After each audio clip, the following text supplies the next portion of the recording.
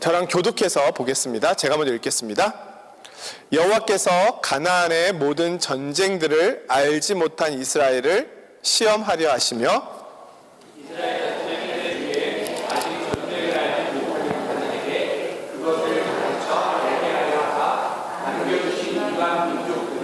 블레셋의 5 군주들과 모든 가나안 족속과 시돈 족속과 바알 헤르몬 산에서부터 하맛 입구까지 레바논 산에 거주하는 히위 족속이라. 남겨주신 이 이방 민족들로 이스라엘을 시험하사 여호와께서 모세를 통하여 그들의 조상들에게 주신 명령들을 순종하는지 알리라 하셨더라. 그러므로 이스라엘 족속의 자손은 가나안 족속과 헷 족속과 아모리 족속과 브리스 족속과 히위 족속과 여부스 족속 가운데 거주하면서 그들의 딸들을 맞아 아내로 삼으며 자기 딸들을 그들의 아들들에게 주고 또 그들의 신들을 섬겼더라. 아멘.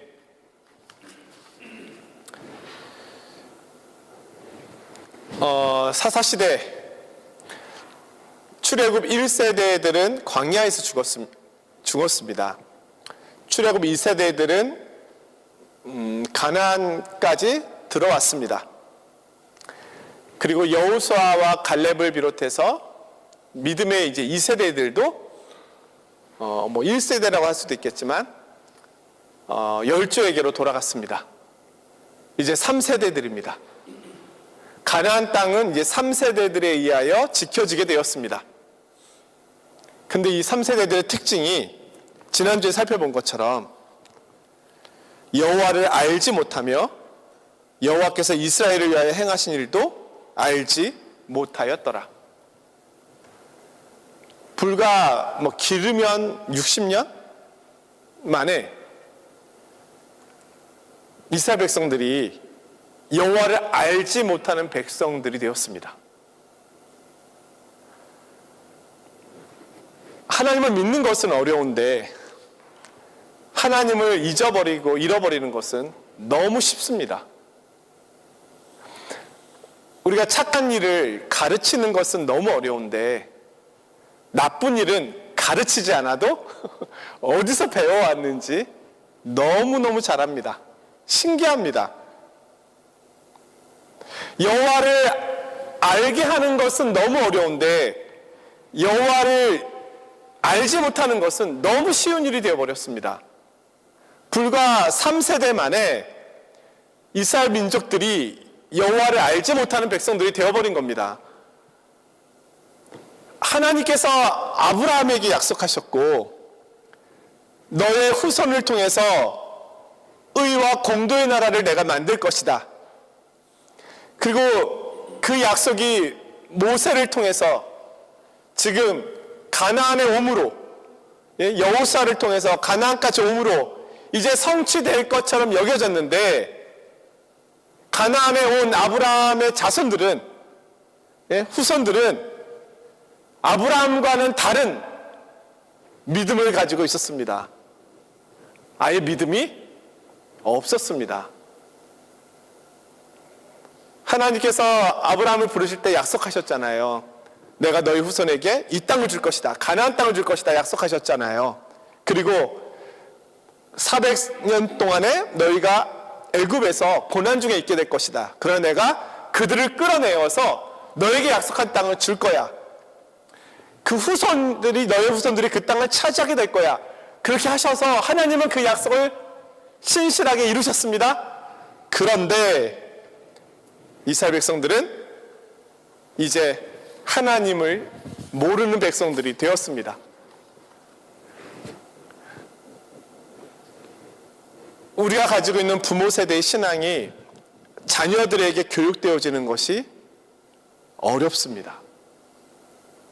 이것은 특정인에게만 어려운 것이 아니고 이스라엘 백성들에게 어려웠던 일이고 오늘 우리에게 어려운 일입니다. 그러면 이제 이들을 신앙교육을 해야 되잖아요.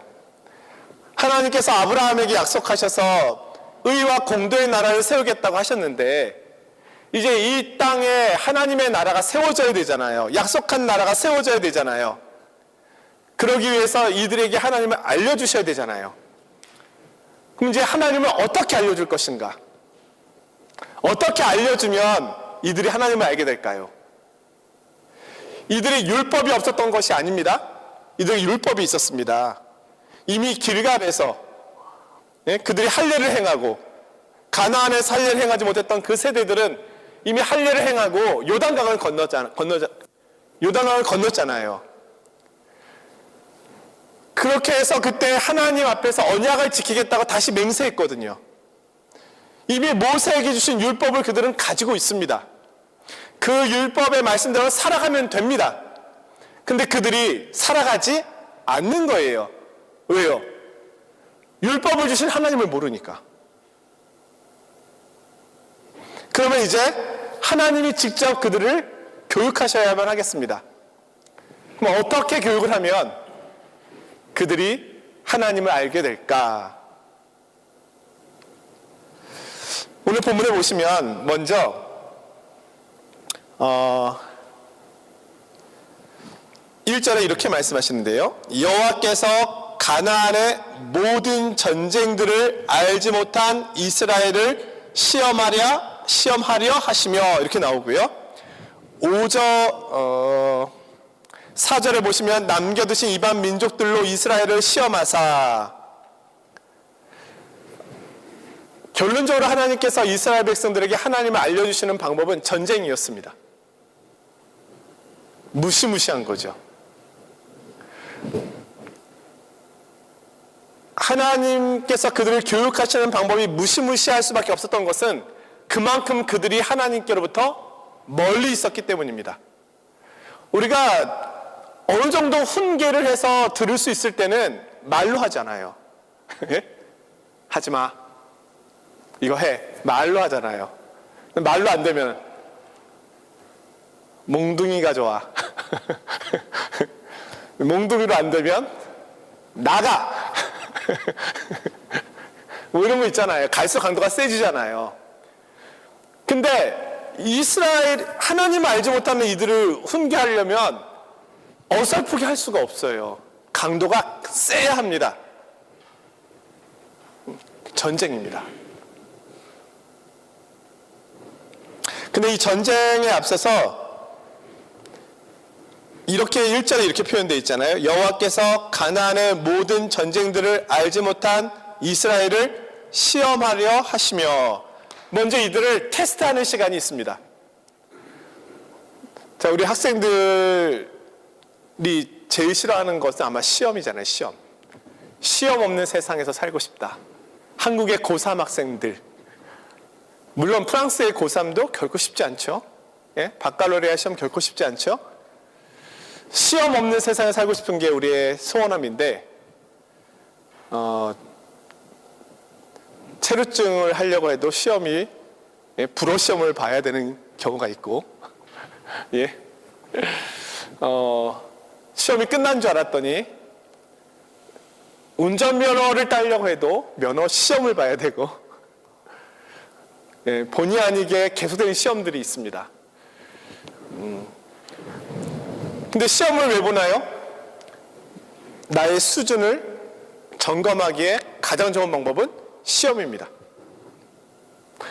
자, 하나님께서 이스라엘 백성들에게 전쟁을 통해서 하나님이 누구신지를 알려주시려고 하는데 그 전에 이스라엘의 수준을 테스트해 보는 거예요. 도대체 얘네 수준이 어느 정도 되는지 하나님은 물론 아시죠. 하나님은 이스라엘 수준을 아시지만 그러나 이스라엘이 자기들의 수준을 알아야 돼요. 이제 프랑스에 와서 한국과 달랐던 점이 있는데 학교 생활에서 우리 아이들을 보니까 프랑스에는 진학 1학년에서 2학년, 2학년에서 3학년 올라갈 때 수준이 안 되면 허드블레를 시키잖아요. 1년 더 다니게 하잖아요. 2번까지 할 수 있다고 저는 알고 있는데 반대로 공부를 잘하고 시험 점수가 좋으면 또 학년을 뛰어넘잖아요. 막 3학년 다니던 친구가 갑자기 막 5학년으로 올라가고. 그래서 와, 우리 대한민국은 이런 게 없잖아요. 대한민국은 평등하잖아요. 그래서 아무리 못해도 웬만하면 학년은 다 올라갑니다. 수능 점수가 낮을 뿐이지 고2에서 고3 못 올라가는 경우는 없잖아요. 다 올라가잖아요.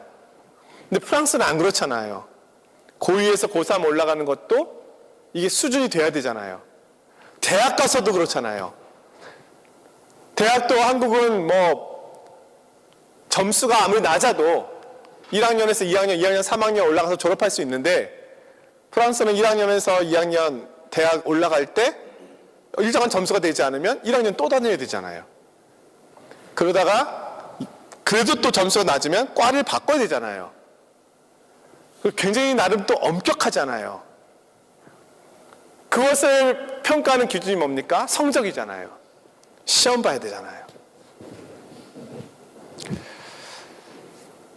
근데 보통 저도 그랬지만 학생들이 대부분 시험 보고 올 때 대부분의 학생들은 표정이 밝아요. 만점 맞았다고 생각해. 찍어도 맞았을 거라 생각해요. 저만 그런가요? 저는 좀 밝았어요. 시험 보고 오면. 그래서 채점표를 나눠줄 때 나 혹시 다 맞지 않았을까? 맨날 이렇게 생각했어요. 운도 따랐을 것이고 찍은 것도 맞았을 것이고 그리고 빈칸을 남겨놓은 적은 없으니까 어떻게든 좋은 요소가 나왔을 거야. 근데 여지 없었죠. 네. 나의 점수는 점수표가 나왔을 때 내 수준을 알 수 있잖아요. 하나님께서 이스라엘 백성들을 테스트하시는데 하나님은 이스라엘 백성들의 수준을 알고 계시지만 이스라엘 백성들이 자신들의 수준을 알아야 하기 때문에 테스트를 하시는 거예요. 그들을 시험하려 하시며 시험을 합니다.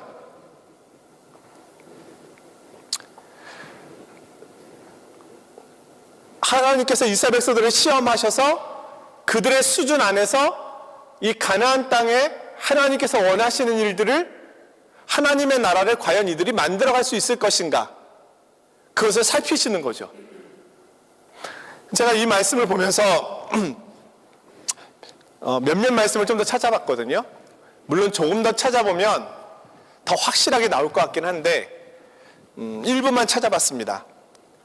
하나님께서 아브라함을 시험하시잖아요. 우리가 이런 생각하잖아요. 하나님이 아브라함의 믿음을 모를까요? 우리의 중심을 아시는데 아실 거 아닙니까? 근데 시험하시잖아요. 왜 시험하십니까? 거기에도 몇 가지 이유가 있겠죠? 하나는 아브라함은 모델이 되기 때문에 그래요. 믿음의 조상이잖아요. 그러면 아브라함의 믿음의 조상이 되려면 아브라함의 믿음의 수준이 어느 정도인지가 드러나야 될 거 아닙니까? 하나님만 아시면 안 되잖아요.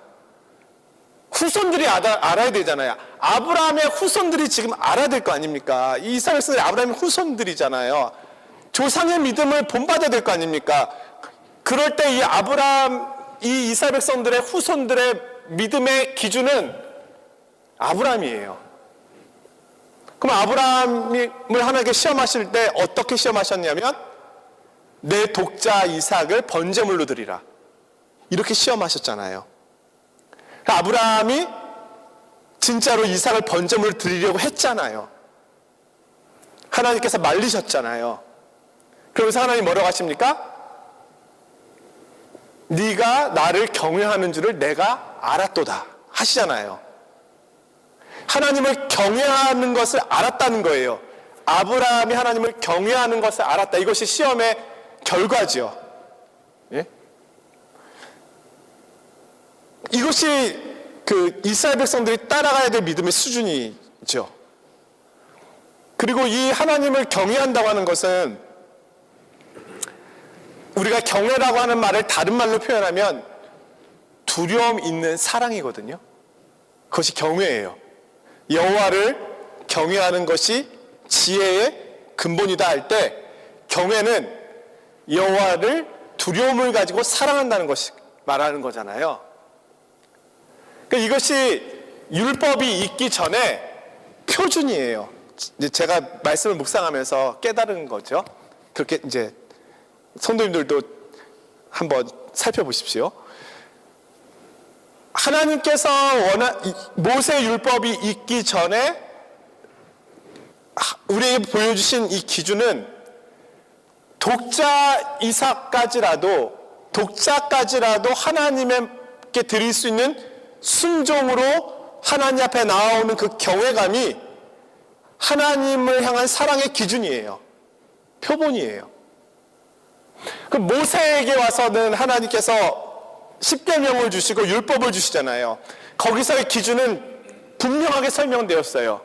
마음을 다하고 뜻을 다하고 목숨을 다하고 힘을 다하여 주 너희 하나님 여호와를 사랑하라. 이것이 아브라함이 보여준, 하나님 앞에 보여준 그 경외감에 대한 율법적 해석이라고 할 수 있겠죠. 모세를 비롯해서 여호수아, 갈렙, 믿음의 사람들은 이 기준에서 살아가려고 했던 거예요. 근데 아브라함을 하나님께서 시험하신 후에 네가 경외하는 줄을 이제 알겠도다 하시면서 결국 아브라함을 통해서 시험 후에 이렇게 이야기하시거든요. 네가 내 씨로 말미암아 천하 만민이 복을 받으리니 이는 내가 나의 말을 준행하였음이니라. 물론 아브라함을 복의 근원으로 삼는다는 말씀은 이전에도 있지만 아브라함을 시험하신 후에 다시 한번 선언해 주시는 건데, 네가 나의 말을 준행하였기 때문에 내 씨로 말미암아 천하 만민이 복을 받게 될 것이다. 이렇게 이야기하거든요. 말씀하시거든요. 시험의 결과는 아브라함의 씨를 통해서 천하 만민이 복을 받게 되는 겁니다.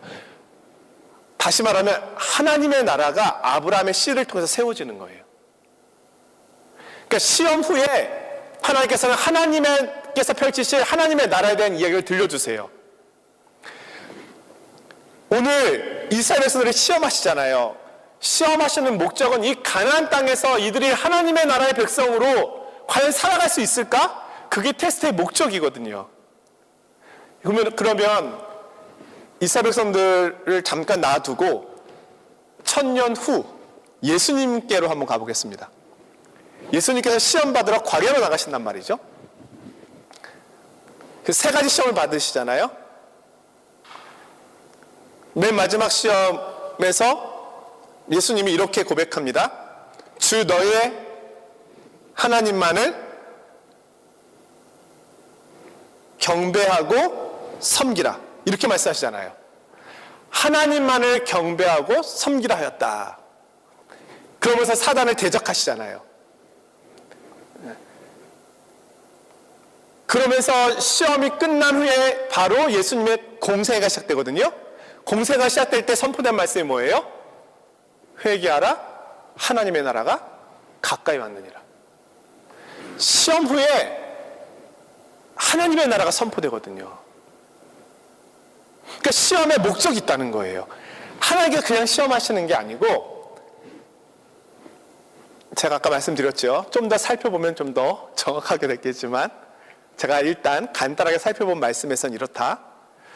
하나님의 나라를 세워감에 있어서 이들이 준비가 되어 있는지를 테스트해 보는 것이 시험입니다. 그러니까 이 시험은 사명하고도 연결되는 거예요. 근데 이들을 시험하는데 이들이 하나님의 나라의 백성으로 살아가기에 이 시험을 통과할 수는 없는 수준인 거예요. 결국 하나님께서는 이들이 자신들의 수준을 알게 하심으로 하나님 나라의 백성으로서의 사명을 감당해야 될 자로 훈련시키겠다고 하는 하나의 목적을 이들에게 알려주시는 것이 여기서는 이제 시험의 이유가 되는 것이죠.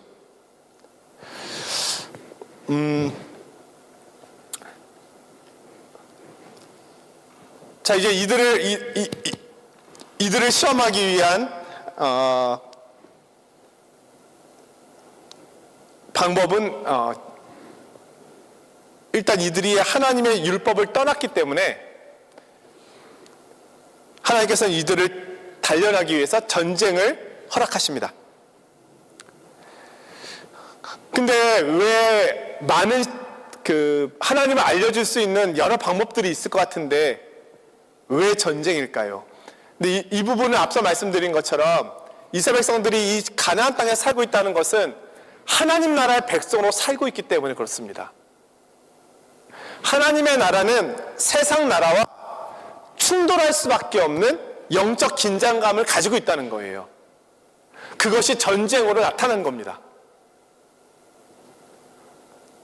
주변의 이방 민족들이 원래 이 땅의 주인들이 오늘 본문에 오전에 나왔던 가나안 7족속이잖아요. 이들의 죄가 관영하였기 때문에 하나님께서 이스라엘 백성들에게 이들의 죄에 대한 심판을 허락하시고 하나님의 말씀대로 살아가는 하나님의 백성들을 그곳에 보내신 거잖아요.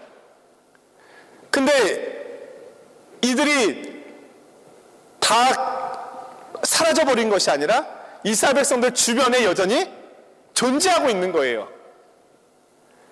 하나님의 나라를 세우려고 하는 이스라엘 백성들, 하나님의 계획이 있는 그 땅에 또 여전히 죄악으로 살아가려고 하는 그 주변의 민족들, 이 민족들 간의 부딪힘은 있을 수밖에 없다. 그래서 전쟁이 허용될 수밖에 없는 겁니다. 하나님이 전쟁을 즐겨 하시는 분이 아니라 하나님 나라와 세상 나라에게는 이 충돌이 있다. 자, 세상 나라의 가르침은 세상의 방식이 있습니다. 그렇죠? 바알과 아세라를 섬기고 풍요의 신을 섬기고, 그렇죠? 그들 나름대로의 방식이 있습니다. 그러나 하나님 나라의 백성은 하나님 나라의 방식이 있습니다. 하나님 나라의 방식을 알려준 것이 율법입니다. 그럼 이들이 율법 안에서 살아가야 합니다. 근데 율법에서 금지한 것들이 있는데 그것이 이방 민족과 언약을 맺지 말라는 거예요. 그리고 이방 민족의 제단을 헐어버리라는 거예요. 그것이 여호수아 갈렙 이 가나안 땅을 정복하면서 행했던 일이거든요. 그런데 여호와를 알지 못하는 이 세대들이 가나안과 계약을 맺습니다. 가나안 족속들과.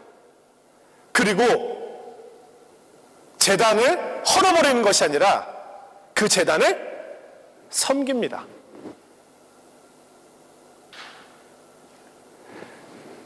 영적 전쟁이라고 표현할 수 있는데 이 하나님의 나라를 세워가야 될 이들이 하나님의 나라를 세우는 것이 아니라 세상 나라가 이들을 덮어버리는 상황이 되어버렸습니다.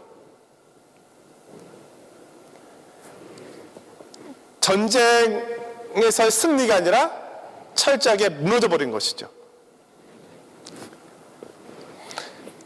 그렇기 때문에 전쟁을 하나님께서 알려주셔야만 됐던 것이고요. 또 하나는 전쟁을 통해서 하나님을 알게 하시는 방법은 이들이 이방 민족이 가나안 7족속이 그리고 여기 블레셋도 있는데요. 원래 자기들 땅이잖아요. 원래 하나님 땅인데 예? 이들이 볼 때는 자기네 땅이잖아요. 자기네 땅에 이스라엘 민족이 갑자기 와서 이 땅에 살게 된 거잖아요. 자기들 쫓아내고. 그러니 이방 민족의 입장에서는 다시 이 땅을 뺏어야 되지 않겠습니까? 우리가 이방 민족의 입장이라면, 하나님을 알지 못하는 백성의 입장이라면 이스라엘 민족들이 굴러온 돌이고 자기들은 원래 박혀 있었던 돌이잖아요. 그러니 이 땅을 차지하기 위해서는 이스라엘과 싸워야 되잖아요. 그래서 이스라엘을 계속 괴롭히는 거예요. 예?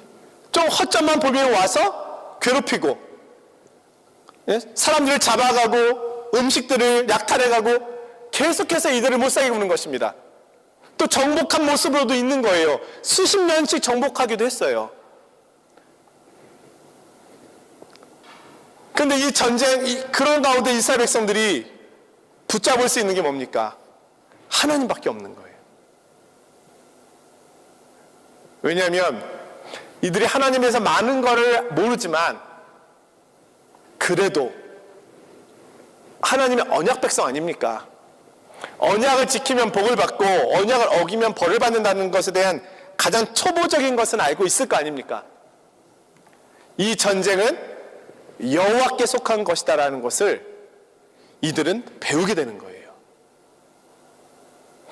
이방 민족이 강하고 우리가 약해서 우리가 이 괴롭힘을 당하고 있는 것이 아니라 우리가 하나님을 떠났기 때문에 이 괴롭힘을 당하고 있다. 결국 우리가 여기에서 해방되기 위해서는 하나님께 나아갈 수밖에 없다. 이것을 배우고 교육하는 과정이 전쟁이었다는 겁니다. 이 가나안 땅을 차지하게 될 때, 여호수아가 앞장서서 차지하게 될 때 계속해서 이야기하잖아요. 전쟁은 여호와께 속한 것이다. 이 전쟁은 너희들의 싸움이 아니다. 그래서 군대장관, 천사가 앞장서고 법궤가 앞장서고 이스라엘 백성들이 따라가잖아요. 이것은 우리가 싸우는 싸움이 아니라는 거잖아요.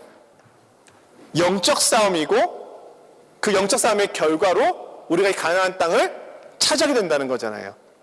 그것을 이 전쟁을 통해서 이스라엘 백성들이 배우게 되는 겁니다. 그리고 또 하나는 이 전쟁을 통해서 결국은 우리가 왜 이곳에 살게 되었는지를 깨닫게 되는 겁니다. 왜 아브라함을 통해서 이 땅을 약속하셨으며 왜 애굽에 살고 있었던, 이집트에 살고 있었던 우리가 왜 여기로 와야만 했으며 여기에서 우리가 해야 할 일이 무엇인가? 땅이 없어서 그냥 이스라엘 백성들에게 이 땅을 준 게 아니잖아요.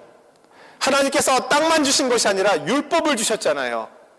이 땅을 하나님의 통치, 하나님의 나라가 되도록 해야 하는 사명이 이들에게 있는 거잖아요. 그래서 아브라함에게 주신 복이 이스라엘에게만 주신 복이 아니잖아요.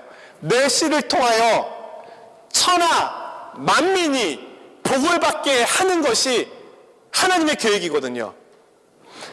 아브라함을 통해서 이스라엘만 복을 받는 것이 아니거든요. 그러니까 이들은 하나님의 나라를 이곳에 세움을 통하여 주변의 이방 민족과 모든 나라 속에 여호와 하나님을 증거하고 전해야 되는 사명이 있었던 겁니다. 모든 나라들이 아브라함의 복에 참여할 수 있도록 그 도구가 되어야 하는 것이 이들의 역할이었습니다. 이들은 전쟁을 통해서, 이 위기를 통해서 자신들이 누구인지를 보게 되고 배우게 됐다. 제가 유튜브를 보니까 진화론자가 나와서 나이가 많은 진화론 과학자예요. 그러니까 이분은 평생 진화론을 공부해온 학자예요. 근데 이분이 이제 그런 이야기를 해요. 내가 진화론자로서 일평생을 살다 보니까 가끔 종교인이 부러울 때가 있다. 그런 얘기를 하는 거예요. 본인은 인생의 목적도 없고 인생의 방향도 없대요. 진화론이 그렇대요. 우연히 왔고 우연히 가는 거예요. 적자생존하는 거예요. 자연선택하는 거예요. 그런데 주변에 친구들이나 종교인들을 보면 그들은 힘들고 어려울 때, 때로는 인생에 어떤 문제가 있을 때 신을 찾는다는 거예요. 자기는 그게 너무 부럽대요. 그들은 인생의 목적과 방향이 신에게 있다고 생각해서 신의 도움을 구하러 간다는 거예요. 근데 진화론자인 자기는 신을 믿지도 않을 뿐더러 인생의 목적도 없기 때문에, 방향도 없기 때문에 자기는 그렇게 할 수가 없다는 거예요. 그래서 도리어 그들이 부럽다는 거예요. 그래서 제가 속으로, 그 사람은 저를 모르니까, 그러면 신을 믿으면 되지. 응? 끝까지 그걸 붙잡고 있는 거예요. 이스라엘 백성들이 하나님께서 허락하신 전쟁을 통해서 자신들의 위치를 다시금 보게 됩니다. 그것이 전쟁입니다. 6절에 이런 말씀 있잖아요. 그들의 딸들을 맞아 아내로 삼으며 자기 딸들을 그들의 아들들에게 주고 또 그의 신들을 섬겼더라. 여호와를 알지 못하면 엉뚱한 곳에서 엉뚱한 신을 찾게 되어 있잖아요. 지금 하나님의 자녀들이, 아브라함의 후손들이 지금 이렇게 되었습니다. 이들을 깨울 수 있는 강력한 방법은 전쟁밖에 없었습니다. 그것이 사사시대입니다. 이 믿음 없는 이들을 흔들어서 때려서 여호와가 누구인지를 알려주시고 그들이 누구인지를 알려주시고 어디로 가야 하는지를 알려주시는 시간이 바로 이 사사시대다. 그리고 하나님께서 직접 훈계하신 시간이다. 말씀의 내용을 정리해 봅니다. 저는 오늘날도